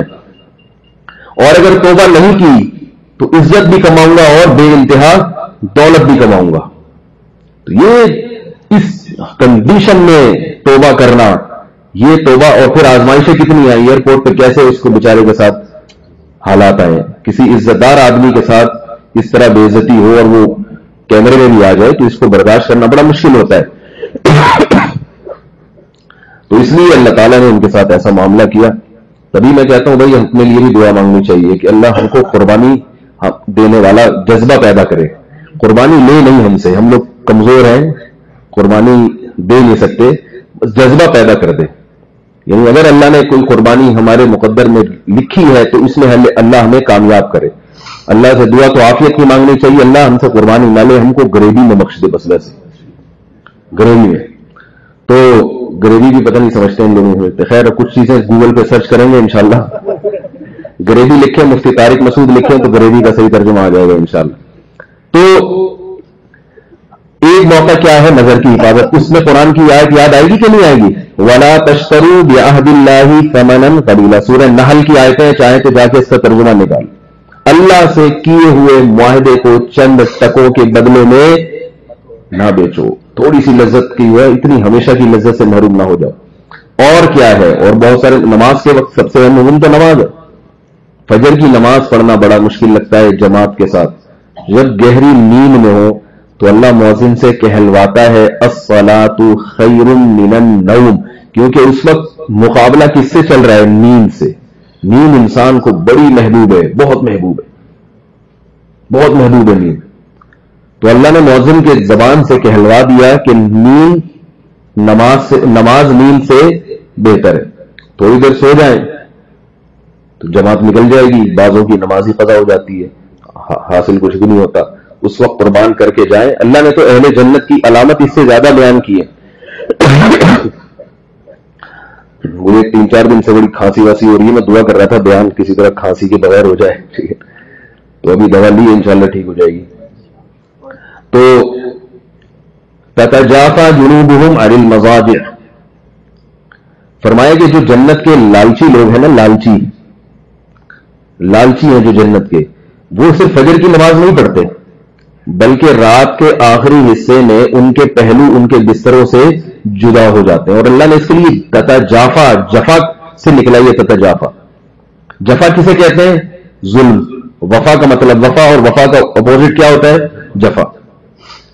بستر جو ہم گھر میں لے کر آتے ہیں اس کا بنیادی مقصد کیا ہوتا ہے آپ بتائیے؟ آرام تو ہوتا ہے، وہ تو صوفے میں بھی ہوتا ہے، کرسی میں بھی ہوتا ہے. سونے کے لیے، بیٹھنے کے لیے صوفے ہیں. بستر کا بنیادی مقصد کیا ہے؟ سونا. بعض کہہ رہے ہیں لیٹنا، تو لیٹنا اگر نیند نہ آئے تو ایسے لیٹنے کا کیا فائدہ؟ بنیادی مقصد کیا ہے؟ سونا. اور کس وقت سونا انسان سب سے زیادہ ضروری سمجھتا ہے؟ بہت سے لوگ ہیں دوپہر قیلولہ کرتے ہیں، بہت سے نہیں بھی کرتے. بہت سے لوگ ہیں رات کو جلدی سوتے ہیں، بعض نہیں بھی سوتے. لیکن رات کا آخری حصہ ایسا ہے کہ پولیس والے بھی سو جاتے ہیں اس میں. حقیقت آپ جا کے دیکھیں کبھی تھانے میں جن کی ڈیوٹی ہوتی ہے نا، وہ بھی 2 بجے تک تو جاگ رہے ہوں گے. اس کے بعد وہ بھی چوکیدار بھی سو جاتا ہے. آپ گلی محلوں کے چوکیداروں کو دیکھیں، وہ بھی سو جاتے ہیں رات کے آخری حصے میں. تو رات کا، یعنی ہم یوں کہہ سکتے ہیں کہ ہم نے جو بستر خریدا ہے اس کا بنیادی مقصد، جو سب سے بڑا کام ہے، رات کے آخری حصے میں سلانا ہمیں. کیا خیال ہے بھائی؟ سب سے میٹھی اور لذیذ نیند رات کے آخری حصے میں ہوتی ہے. اس میں چور اچکے بھی عام طور پہ سو جاتے ہیں، اس میں ڈاکو بھی سو جاتے ہیں. جو گلی محلوں میں لڑکے ہوتے ہیں نا، گپے مار رہے ہوتے ہیں، اور راتوں جو بے روزگار قسم کے بیچارے صبح آفس نہیں جانا ان کو، وہ بھی بلا کر تھک چور کے آخر 3-4 بجے آ کے وہ بھی سو جاتے ہیں. اور اللہ کیا کہہ رہے ہیں کہ عین اس وقت میں جب بستر سے وفا کرنے کا وقت تھا، تو جو جنت کے لالچی لوگ ہیں وہ عین اس وقت میں بستر سے کیا کرتے ہیں؟ جفا، ظلم کرتے ہیں بستر کے ساتھ. وہ بستر ان سے بزبان حال پوچھ رہا ہے کہ اگر اس وقت تم نے اٹھنا تھا تو مجھے خریدا کیوں تم نے؟ مجھے خریدا کیوں؟ اس وقت تو سب سو جاتے ہیں. تو اتنی ایسی میٹھی نیند وہ اللہ کے لیے قربان کرتے ہیں. اور کیوں؟ خوف و طمع، جہنم کا خوف اور جنت کی لالچ. کیونکہ ان کو پتا ہے کہ تھوڑے پہ بہت ملے گا، تو دن میں گناہوں سے اپنی حفاظت بھی کر رہے ہیں اور رات میں گئیاں لگا رہے ہیں، اوور ٹائم لگا رہے ہیں رات میں. یہ اوور ٹائم ہے، تہجد فرض نہیں ہے. ان کو پتا ہے کہ یہ اوور ٹائم لگاؤ تاکہ دن میں اگر کوئی کوتاہی ہوئی ہو تو وہ بھی، اس کی کمی بھی پوری ہو جائے اور مزید بھی مل جائے. تتجافا جنوبهم عن المضاجع خوفا وطمعا. اللہ جہنم کے خوف میں اور جنت کی لالچ میں وہ اللہ کو پکارتے ہیں. اور کیا فرمایا؟ وَمِمَّا رَزَقْنَاهُمْ يُنْفِقُونَ. اور ہم نے جو رزق ان کو دیا ہے اس میں سے اللہ کی راہ میں خرچ کرتے رہتے ہیں. اللہ نے جہاں بھی قرآن میں نماز کا ذکر کیا ہے نا، وہاں اللہ کی راہ میں خرچ کرنے کا لازمی ذکر کیا ہے. اس سے کیا پتہ چلتا ہے کہ اللہ کو کنجوس صوفی پسند ہی نہیں ہے. یہی مطلب نکلا نا بھائی. ایک تو وہ ہوتا ہے جو فرض نماز 5 وقت پڑھتے ہیں، یہ لوگ صوفی نہیں کہلاتے، یہ نارمل مسلمان کہلاتے ہیں. صوفی کون کہلاتے ہیں؟ کہتے ہیں وہ بڑا صوفی آدمی راتوں کو اٹھ کے روتا ہے، اور وہ تو بڑا صوفی. لوگ کہتے ہیں نا بہت زیادہ ہی مسالہ لگ گیا اس. تو اللہ جو بتا رہے ہیں نا کہ وہ راتوں کو اٹھ کے عبادت کرتے ہیں، تو ظاہر ہے وہ ایکسٹرا کچھ کر رہے ہیں نا، تبھی تو راتوں کو اٹھ رہے ہیں. تو جہاں بھی قرآن میں ذکر آتا ہے وہاں خرچ کرنے کا ذکر بھی ہے. تو اس سے کیا پتہ چلتا ہے کہ اللہ تعالیٰ کو کنجوس صوفی پسند ہی نہیں ہے. جنت کمانے میں آپ کو مال بھی خرچ کرنا پڑے گا اور آپ کو جسم بھی تھکانا پڑے گا. دیکھو جو اپنے ماں باپ کا فرما بردار ہوتا ہے، اگر وہ ابا دادا پہ اماں پہ مال خرچ نہ کرے، ان کو ضرورت ہے مگر نہیں دے رہا، صرف پاؤں دباتا رہتا ہے بیٹھ کے، ان کی جسمانی خدمت کرتا ہے، تو باپ راضی ہوگا؟ باپ کہے گا اتنی دولت لے کے بیٹھا ہوا ہے، مجھے ضرورت پڑتی ہے تو دیتا نہیں ہے. جب بھی میں پیسے مانگتا ہوں تو پاؤں دبانے لگتا ہے بیٹھ کے. کیا کرتا ہے؟ پاؤں دبانے لگتا ہے. جسمانی خدمت، اپنے آپ کو تھکاتا ہے میرے لیے. باپ راضی نہیں ہوگا. اور اگر ایک کام کرے، پیسہ تو دیتا ہے لیکن ابا کہہ رہے ہیں میرے سر دبا دو، تو سر نہیں دباتا. ابا سے کہتا ہے ابا 100 روپے لے لو، سر کسی اور سے دبا لو. پیسے دے دیتا ہے مگر سر نہیں دباتا ابا کا، خدمت نہیں کرتا ہے جسمانی. تو باپ ایسی اولاد کو بھی نالائق کہے گا کہ نہیں کہے گا؟ تو جو دنیا میں کسی کو راضی کرنے کے اصول ہیں، وہی اصول بالکل اللہ کو راضی کرنے کے بھی ہیں. بالکل وہی اصول ہے. اللہ کہتے ہیں میرے لیے جسم کو بھی تھکاؤ اور میرے لیے پیسہ بھی خرچ کرو. نہیں کرتے تو نقص ہے تمہارے اندر، عیب ہے، تم اہل جنت میں سے نہیں ہو. تو اللہ نے تو آگے کا بھی ذکر کیا ہے. ہم اگر اتنا نہیں کر سکتے تو کم از کم اتنا تو کر سکتے ہیں کہ اپنے آپ کو گناہوں سے بچا لیں اپنے آپ کو، گناہوں سے روک لیں، اتنا تو کر سکتے ہیں. تو ہمیں اس موقع پر ایک نظر کی حفاظت کے موقع پر، دوسرا فجر کی نماز کے وقت ہمیں تہجد میں نہیں یاد آتی تو کم از کم فجر میں تو یاد آئے نا ہمیں. نیند جب میٹھی نیند اپنی طرف بلا رہی ہے، بستر اپنی طرف کھینچ رہا ہے، تو کیا سوچیں بھائی آج اللہ کا دربار لگا ہے، فجر کی نماز میں بلایا جا رہا ہے، الصلاۃ خیر من النوم اللہ نے کہلوا دیا، اب جا کے میں صف اول میں کھڑا ہو جاؤں تو کتنا ملے گا؟ رسول اللہ صلی اللہ علیہ وسلم نے ارشاد فرمایا جو صف اول میں نماز پڑھتے ہیں قیامت کے دن، حدیث کا مفہوم ہے کہ جب اللہ کا دربار لگے گا تو وہاں بھی وہ صف اول میں ہی ہوں گے، وہاں بھی وہ اللہ کے قریب ہی ہوں گے. اللہ کہیں گے جو جب میں آتا تھا مسجد میں وہ اللہ ہی ہوتے ہیں نا وہاں جہاں ہم نماز پڑھ رہے ہیں، تو اس وقت تو تم پیچھے رہتے تھے تو آج بھی پیچھے رہو گے. تو کتنی بڑی سعادت کی بات ہے. تو اس موقع پر ہمیں اللہ یاد آنا چاہیے. یہ تو حقوق اللہ کے بارے میں دو باتیں آپ سے کہی ہیں، دو تین باتیں حقوق العباد کے بارے میں کہوں گا. حقوق اللہ میں تو دو ہی چیزیں آتی ہیں نا، ایک نماز ہے، اور گناہوں میں آج جس میں لوگ بہت زیادہ مبتلا ہیں وہ کیا ہے؟ نظر کی حفاظت. تو یہ دونوں کا تعلق حقوق اللہ سے ہے، اس کا حقوق العباد سے تعلق نہیں ہے. بد نظری آپ جتنی مرضی کر لیں، آج کل خواتین خوش ہوتی ہیں اس سے، وہ اب ایسے لباس پہنتی ہے تاکہ لوگ ہمیں دیکھیں، اس کو غصہ نہیں آتا، وہ تبھی تو ایسا لباس پہن رہی ہے. اور حقوق العباد میں کیا کرنا ہے؟ حقوق العباد میں سب سے اہم ترین حکم کیا ہے؟ صلہ رحمی، جس کی طرف آج ہماری توجہ نہیں ہے. یہ بڑا مسئلہ ہے، دینداروں کی توجہ بھی نہیں ہے، رشتہ داری جوڑتے نہیں ہیں. جتنا کوئی اچھے سے بات کر رہے ہیں تو کر لیں گے، اگر وہ تھوڑا سا ٹیڑھا ہوگا تو ہم بھی ٹیڑھے ہو جاتے ہیں، مجھ سے زیادہ ٹیڑھے ہو جاتے ہیں کیونکہ ہمارے داڑھی ہے، اس کی تو داڑھی نہیں ہے. نہیں آ رہی میرا غلط آسا، پھر تو ہمیں احساس ہوتا ہے بھائی میں تو 4 مہینے لگا کے آیا ہوں، یہ تو سود کھاتا ہے، یہ تو یہ کرتا ہے، یہ تو یوں کرتا ہے. تو رسول اللہ صلی اللہ علیہ وسلم نے رشتہ داری جوڑنے کا بہت زیادہ تاکید سے حکم دیا. آپ صلی اللہ علیہ وسلم رشتوں کا اس قدر خیال کیا کرتے تھے کہ جب آپ مدینہ ہجرت کر کے گئے ہیں تو صحابہ میں سے ہر ایک کی خواہش تھی ہمارے ہاں ٹھہریں. مدینہ میں آپ صلی اللہ علیہ وسلم نے فرمایا این اخوال بنی عبد المطلب، میرے دادا عبد المطلب کا ننیال کہاں ہے؟ کتنی دور کی رشتہ داری نکالی، کیونکہ مدینہ میں کوئی قریبی رشتہ دار نہیں تھا، لیکن بھائی میرے دادا عبد المطلب کا ننیال، دادا بھی کافر تھے، ان کا ننیال بھی کافر ہوگا، لیکن میرے دادا عبد المطلب کا ننیال مدینہ میں تھا تو ان کی آل و اولاد میں اگر کوئی ہے تو وہ آئے، اس سے گھر ٹھہروں گا میں. رشتہ داری کو ترجیح دے رہے کہ نہیں دے رہے ترجیح؟ ہم اگر کہیں جائیں اور ہمارا بھائی بھی ہو اور ہمیں پتا ہے وہاں ہمارے شاگرد ہیں، ان کے پروٹوکول زیادہ ملے گا، کیا خیال ہے بھائی؟ نہیں آ رہی سمجھ میں؟ آپ کہیں جاتے ہیں، ادھر آپ کی پھپھی کا گھر ہے، ادھر چاچا کا گھر ہے، اور ادھر آپ کے دوست ہیں، آپ کو پتا ہے کہ وہاں ذرا عزت زیادہ ملے گی، پروٹوکول زیادہ ملے گا، تو چچا کو کون پوچھے گا؟ بھائی اسٹے کہاں کریں گے؟ اپنے دوستوں کے یہاں لائف انجوائے کریں گے. بھائی انجوائے کریں گے، چچا پھپھی کیا ہوتا ہے، وہ جا کے ہیلو ہائی کر لیں گے تھوڑا سا. رسول اللہ صلی اللہ علیہ وسلم کو صحابہ کتنا اکرام کر رہے ہیں ہر ایک کی، لیکن آپ نے کیا فرمایا؟ عبد المطلب کا ننیال ہے یہاں مدینہ میں، اتنا مجھے یاد پڑتا ہے. کتنی دور کی رشتہ داری نکالی. اور بڑا خیال کیا کرتے تھے، جب رسول اللہ صلی اللہ علیہ وسلم نے حضرت صفیہ سے نکاح کیا تو وہ تھی قید ہو کر آئی تھی، پھر ان کو آزاد کیا گیا، ان سے نکاح کیا، تو اس قوم کی ہزاروں باندیاں صحابہ کرام ان کو غلام بنا چکے تھے، عورتوں کو. جب صحابہ کو پتا چلا کہ آپ صلی اللہ علیہ وسلم نے یہودیوں کی اس قوم میں نکاح کر لیا ہے تو صحابہ نے وہ ساری باندی آزاد کر دی کہ یہ نبی کا سسرال بن گیا ہے. نہیں آ رہی بات؟ یہ کیا بن گیا ہے؟ نبی کا سسرال بن گیا. یہ قبیلہ نبی کا سسرال ہے، اس کی عورتوں کو باندی کیسے بنائے؟ تو نبی کے رشتے کا خیال کیا کہ نہیں کیا؟ رشتوں کا خیال کیا. حضرت صفیہ جو تھی وہ اپنے یہودی رشتہ داروں کو ہدیے بہت بھیجا کرتی تھی اسلام لانے کے بعد. حالانکہ یہودیوں کا قرآن میں کیسے ہے کہ اسلام دشمن اور سازشیں. کسی نے حضرت عمر کو شکایت لگا دی ہے کہ ان کو تو یہودیوں سے تعلقات ہیں، اسرائیل سے تعلقات ہیں ان کے. تو حضرت عمر نے پوچھا تو فرمایا کہ میری رشتہ داری ہے ان سے اور میں صلہ رحمی کرتی ہوں، میں رشتہ داری جوڑتی ہوں، اس کا تو اللہ اس کے رسول نے حکم دیا ہے. حضرت عمر نے کہا ٹھیک ہے بھائی. تو یہودی رشتہ دار سے جب اچھے سلوک کا حکم ہے، عیسائی رشتہ دار سے جب اچھے سلوک کا حکم ہے، تو اپنے مسلمان رشتہ داروں سے اچھے سلوک کا حکم نہیں ہوگا کیا ہے بھائی؟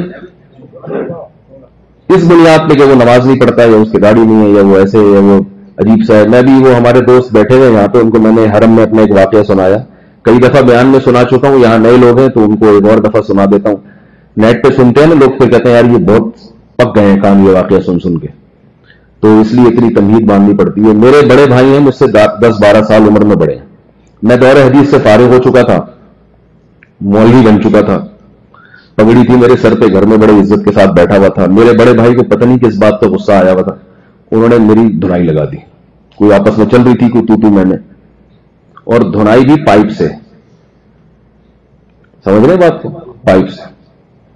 پٹ تو گئے ہم اچھے طریقے سے، اتنا تو نہیں تھا ہمارے خاندان میں کہ بڑے بھائی پہ ہم ہاتھ اٹھائیں. الحمدللہ اس کا تو تصور نہیں ہے، اللہ اس سے بچا کے ہی رکھے. لیکن یہ کہ غصہ بہت تھا، غضب بہت تھا. میں نے کہا یہ صحیح نہیں ہوا. میں کہہ رہا تھا غلطی بھی ان کی اور مارا بھی انہوں نے مجھے. تو میں اپنے بڑے بزرگوں کے پاس یہ کیس میں نے وہاں دائر کیا. میں نے کہا میرے بڑے بھائی بھی چونکہ ان کو ہی بزرگ مانتے تھے، ان کو بڑا مانتے تھے، تو بھائی یہ ان کو بلایا جائے، مجھے آمنے سامنے بٹھایا جائے، پوچھا جائے کہ غلطی کس کی ہے. اگر میری غلطی ہوگی تو میں مانوں گا بھائی ٹھیک ہے انہوں نے صحیح مارا، اگر ان کی غلطی ہے تو ان کو تنبیہ کی جائے تاکہ آئندہ دوبارہ اس کی نوبت نہ آئے. تو کچھ اساتذہ بیٹھے، انہوں نے کہا ٹھیک ہے یہ تو اچھا نہیں ہوا آپ کے ساتھ، بری بات ہے. تو میرے جو شیخ ہیں حضرت مفتی عبدالرحیم صاحب جامعۃ الرشید کے جو محتمم ہیں، ان کے عدالت میں کیس گیا. انہوں نے مجھے بلایا، کمرے میں میرے علاوہ ان کے علاوہ کوئی بھی نہیں تھا. انہوں نے کہا کہ کیا مسئلہ ہے؟ میں نے کہا ایسے ہوا ہے یہ، انہوں نے مارا مجھے اور باقاعدہ پائپ سے ٹھکائی لگائی ہے اور یہ پگڑی پہن کے بیٹھا ہوا تھا میں، ٹھیک ہے، اور ایسے مارا. یہ کوئی طریقہ تو نہیں ہوتا. وہ سنتے رہے. میرا خیال تھا اگر بلائیں گے آپ بگولا ہو جائیں گے، بھائی یہ تو بہت غلط کیا یار، مجھے تو پتہ ہی نہیں تھا اتنی معلومات، مجھے تو پتہ نہیں تھا کہ ایسا ہوا تمہارے ساتھ. تو انہوں نے مجھے کہا کہ وہ آپ سے عمر میں بڑے ہیں. میں نے کہا ہاں. انہوں نے کہا کہ بڑا بھائی اگر چھوٹے کو سال میں ایک دفعہ ویسے ہی کوٹ دینا تو اس کا بڑا ہونے کا اتنا تو حق بنتا ہے، یہ بتانے کے لیے کہ میں بڑا ہوں. سمجھ گئے؟ یعنی جب دوست کی ٹھکائی لگاتا ہے تو اس کی تو کوئی ریزن ہوتی ہے نا، تو وہ تو یہ کام تو دوست بھی کسی ریزن کے بغیر نہیں کرتا. بڑے کو یہ بتانے کے لیے کہ بڑا کون ہوں میں ہوں، ٹھیک ہے نا، بڑا کون ہوں میں، بڑا ہوں تو کیا ہے چھوٹا ہے. چاہے تو مولوی بن جائے چاہے کچھ بھی بن جائے، ہے بہرحال ہم سے چھوٹا. میں بڑا ہوں تو چھوٹا ہے. تو یہ ثابت کرنے کے لیے کچھ ثبوت بھی تو چاہیے نا. زبانی کلامی سے کیا ہوتا ہے؟ ثبوت یہ کہ ہم کبھی کبھار بغیر وجہ کے بھی ٹھکائی لگا دیں گے. تو ان کے دو جملے مجھے اتنے اچھے لگے اور سمجھ میں بھی آ گئے، بہت اچھے بھی لگے. ہم نے کہا ٹھیک ہے بھائی بڑا ہے، اب کیا مقدمے بازی کہ اس نے یہ کیوں کیا، اس نے یہ ٹھکائی کیوں لگائی، تو اس نے بلاؤ. پھر زیادہ یہی ہوگا ناحق مارا ہوگا. تو بڑے کو اتنی اتھارٹی ہونی چاہیے کہ ایک دفعہ سال میں، زیادہ مارے پھر وہ مسئلہ خراب ہو جائے گا. سال میں ایک دفعہ وہ بغیر کسی وجہ کے ٹھکائی لگا. تو جب بڑے بھائی کو اس کی اجازت ہے تو ابا کو مہینے میں ایک دفعہ کی اجازت ہونی چاہیے. کیا خیال ہے بھائی؟ ابا اگر مہینے میں، کیونکہ ابا کا مقام تو بڑے بھائی سے کئی گنا زیادہ ہے نا، تو ابا اگر اپنے بچے کو مہینے میں ایک دفعہ ویسے ہی تھوڑی سی ٹھکائی لگا دے تو اس پہ بیٹے کو میں سمجھتا ہوں کہ حق نہیں ہے کہ وہ کسی خانقاہ میں جائے یا کسی تھانے میں جائے اور ابا کی رپورٹ درج کرائے وہاں جا کے. یہ غلط ہے. یہ یورپ سے آ رہا ہے. ہمارے یورپ میں دیکھتا ہوں جو وہاں کے لوگ آتے ہیں نا ہم سے ملنے کے لیے اپنے بچوں کے ساتھ، اللہ معاف فرمائے، وہ ایسی کنڈیشن ہوتی ہے کہ بیٹا باپ لگ رہا ہوتا ہے اور باپ بیٹا لگ رہا ہوتا ہے. باپ ایسے نرمی سے اولاد سے بات کرے گا جیسے قرآن میں اللہ نے حکم دیا نا اولاد کو کہ وَخْفِضْ لَهُمَا جَنَاحَ الذُّلِّ مِنَ الرَّحْمَةِ. قرآن کہہ رہے اپنے باپ سے جب بات کرو تو اپنے بازوؤں کو ذلت سے جھکا دو. تو الٹا چل رہا ہے وہاں پہ سسٹم، کیونکہ وہ اتنا بچے سے اسکولوں میں پوچھا جاتا ہے کہ آپ کے ابا آپ پہ سختی تو نہیں کرتے، ڈانٹتے تو نہیں ہے، مارتے تو نہیں ہے. بچہ اگر کہہ دے تو ابا کے خلاف کمپلین ہو جاتی ہے. ایک دو دفعہ شکایتیں آ گئی تو بچہ لے کے گورے کے حوالے کر دیا جاتا ہے، غیر مسلموں کے حوالے کر دیا جاتا ہے. مسلمان کو کہا جاتا ہے تم بچے پالنے کے اہل نہیں ہو، تم دوڑ دو بچوں کو. حالانکہ بچہ تو بگڑ گیا، وہ جو باپ کی مار نہ برداشت کر سکے. جو بچے ویسے تو محبت سے ہی تربیت کرنی چاہیے، جو محبت میں فائدہ ہے وہ مار پیٹ میں نہیں ہے. لیکن میں ایک مثال دے رہا ہوں کہ اگر ابا نے کبھی ٹھکائی لگا بھی دی تو یہ چھوٹے کا فرض بنتا ہے کہ وہ صلہ رحمی کی خاطر، سب سے قریبی رشتہ تو والدین کا ہے نا. سب سے قریبی رشتہ کس کا ہے؟ والدین کا ہے. ہمارے دوست نے ایک عجیب واقعہ سنا ہے کہ ایک آدمی کا بزنس نہیں چل رہا تھا، فیکٹری میں کام خراب ہو رہا تھا. کہہ رہے میرے پاس آئے مشورے کے لیے. میں نے کہا اپنے ماں کی خدمت کرو، دیکھو کاروبار ترقی کرے گا. کہہ رہے وہ یہ ماں کی خدمت کا اس سے کیا تعلق ہے؟ کہہ رہے تم کر کے دیکھو. تو اس نے کی, کہتے ہیں واقعی اس کے کاروبار میں برکت ہوئی. کہتے ہیں میں نے اس کو حدیث سنائی کہ نبی نے فرمایا کہ جو رشتہ داری جوڑتا ہے اللہ اس کی عمر میں برکت دیتے ہیں, اور ایک روایت میں مال میں برکت دی ہے. تو رشتہ داری میں تو سب سے پہلے کون ہے؟ والدین ہے. تو ماں کی خدمت کر لو تو خود بخود برکت ہوگی. تو رشتہ داری جوڑنے کا جو مسئلہ ہے ہمارے معاشرے میں بہت کم ہوتا جا رہا ہے. اور رشتہ داری جوڑنا ذمہ داری پہلی کس کی ہے؟ چھوٹا بڑے کے ساتھ بڑے کا احترام کرے, یعنی شروع یہاں سے ہوگا. ہمارے یہاں چھوٹا کہتا ہے کہ بڑا پہلے میرے ساتھ اچھا سلوک کرے پھر میں اچھا بن کے دکھاؤں گا. یہ غلط ہے. دیکھو ہر چیز کی ایک ترتیب ہوتی ہے نا کہ پہل کون کرے گا.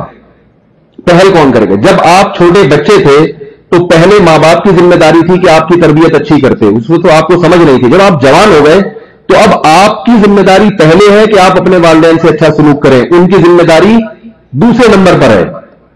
سمجھ نہیں آ رہی میرا خیال ہے. چھوٹے کی ذمہ داری پہلے ہے کہ وہ بڑے کے ساتھ اچھا سلوک کرے, بڑے کی ذمہ داری پھر دوسرے نمبر پر ہے کہ وہ اس اچھے سلوک کا اچھا جواب دے.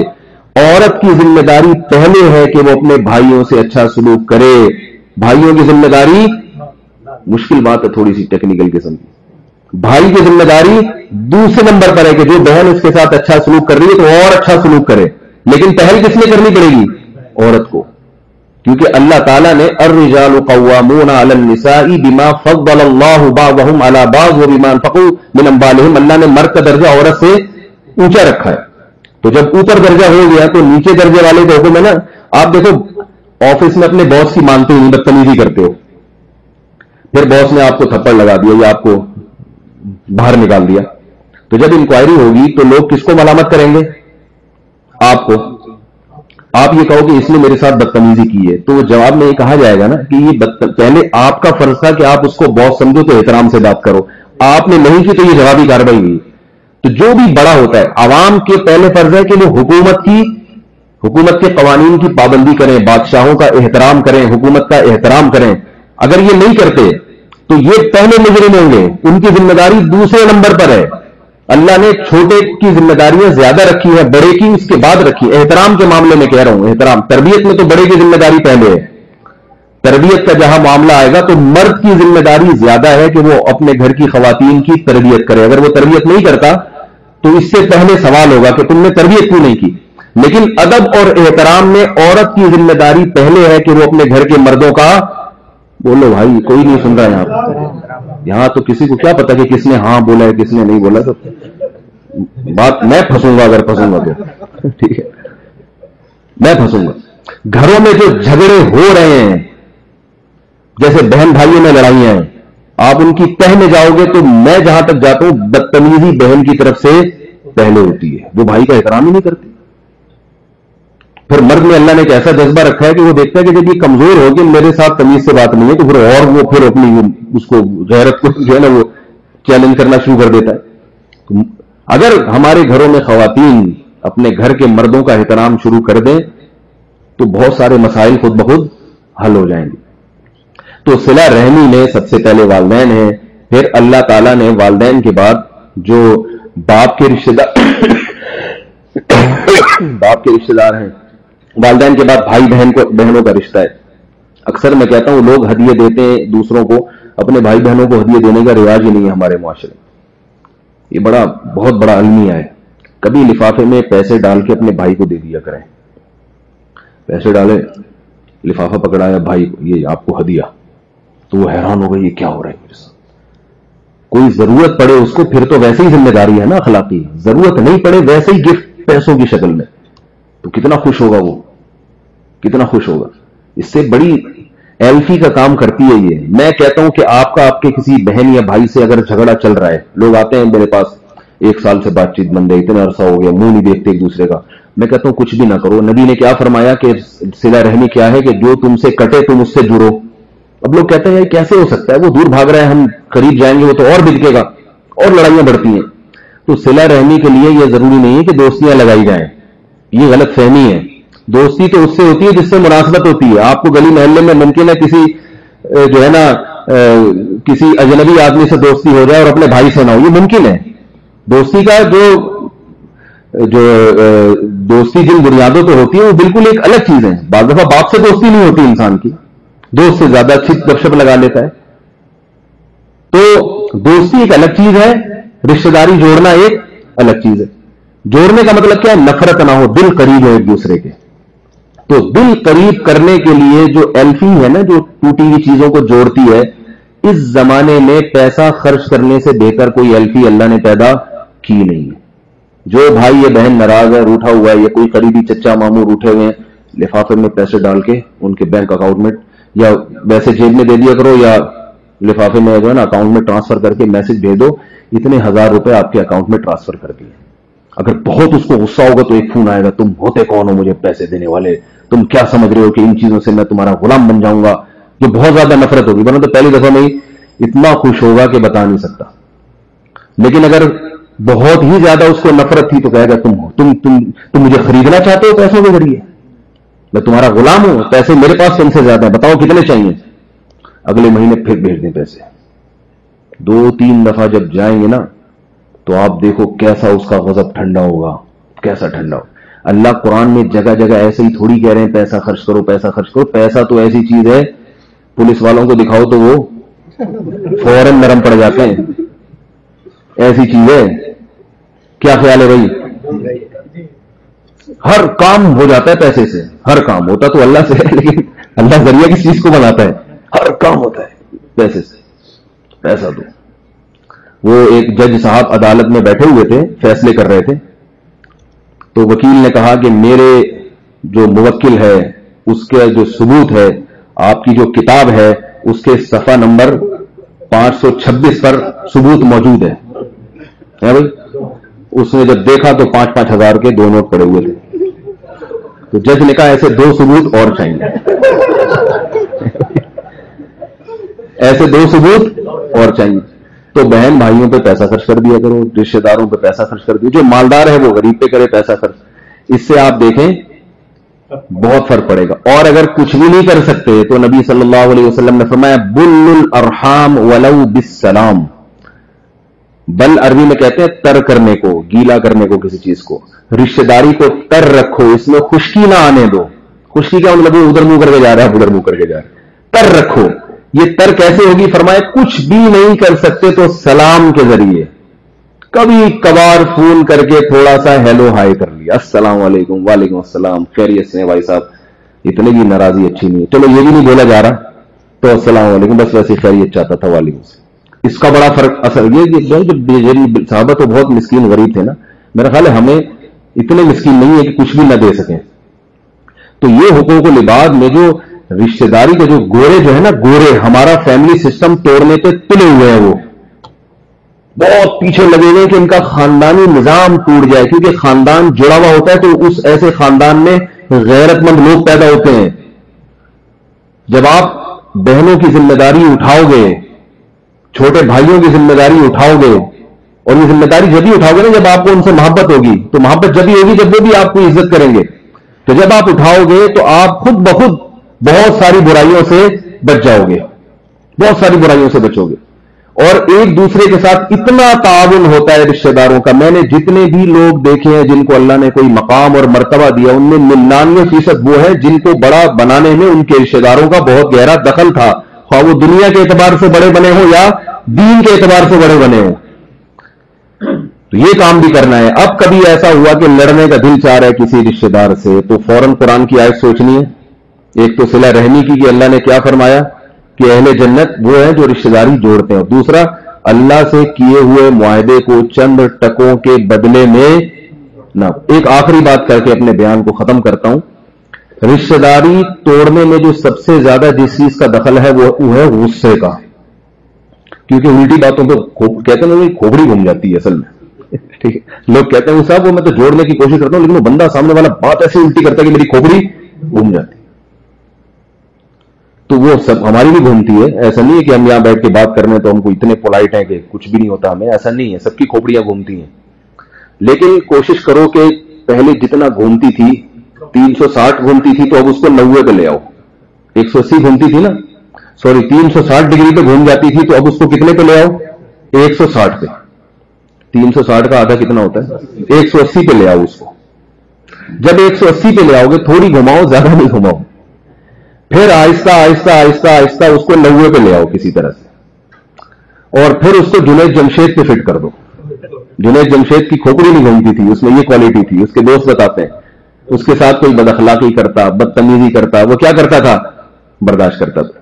اب جب ایئرپورٹ والا واقعہ ہوا نا جنید جمشید کا، تو وہ اس نے کتنا صبر کیا. تو میرے ساتھی کہہ رہے تھے، میں نے کہا بھائی میں ہوتا تو میرے سے نہیں ہوتا صبر، میرے سے نہیں ہوتا بھائی. ہم تو وہیں تھوڑا سا ہاتھ پاؤں چلاتے، نہیں تو پولیس کو بلاتے، 2-4 دھنائی تو لگواتے. تو یہ بڑی کوالٹی کی بات ہے کہ آپ نے صبر کا، اگر وہ صبر نہ کرتا یہ مقام اور مرتبہ نہ ملتا اس کو، وہ صبر اگر نہ کرتا. تو رشتہ داری جوڑنے کے لیے سب سے اہم چیز کیا ہوئی؟ صبر. وَلَنَجْزِيَنَّ الَّذِينَ صَبَرُوا.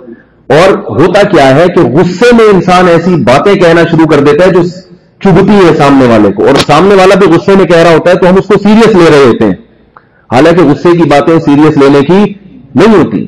اب میرے پاس میاں بیوی کے جھگڑے آتے ہیں نا، عورت کہتی ہے میرے میاں نے مجھے بولا ہے کہ میں تو تیرے سے شادی کر کے پچھتا رہا ہوں، تو میں تو پھنس گیا ہوں بری طریقے سے شادی کر. تو کہہ رہی وہ عورت، کہہ رہی میرے میاں اتنا بڑا تانا دے دیا مجھے، اتنا بڑا تانا دے دیا، پھنس گیا شادی کر کے. تو میں کہتا ہوں یہ غصے میں بولا ہے، غصے میں آپ نے بھی پتہ نہیں کیا بولا ہوگا. غصے میں عورتیں کہتی ہیں مجھے طلاق چاہیے، فوراً کہہ دیتی ہیں. صحیح مطلب تھوڑی ہے فوراً اٹھا کے پکڑا دو طلاق. جب غصہ ٹھنڈا ہوگا تو کہے گی میں نے بولا ہی نہیں. یہ ہوتا ہے. تو غصے کے جو فسادات ہیں نا وہ اتنے زیادہ ہیں کہ ہر برائی کے پیچھے آپ کو کیا ملے گا؟ غصہ. اگر آپ اس وقت اپنے اوپر کنٹرول کر لیں، ٹھنڈے ہو جائیں، کافی دیر کے بعد پھر آپ بولیں جو بولنا ہے آپ نے، آپ کا بولنے کا دل ہی نہیں چاہے گا. کہیں گے یار بول دیا اس نے جو اڑبڑ نکالنے کی ایسی کی تیسی. یہ میرا تجربہ ہے، میں نے اپنی زندگی میں دیکھا ہے کہ جنہوں نے رشتہ داروں کی الٹی سیدھی کو اس وقت برداشت کر لیا تو بعد میں انہی رشتہ داروں نے ان سے محبت کی. اس وقت برداشت کر لو بس. اور اس میں نبی نے وہ جو قرآن میں آتا ہے نا کہ جب برداشت کرو گے، صبر کرو گے تو بہت بہتر دیں گے. وہ کیا بہتر ہے؟ حدیث میں اس کو بیان کیا، صحیح مسلم کی حدیث ہے.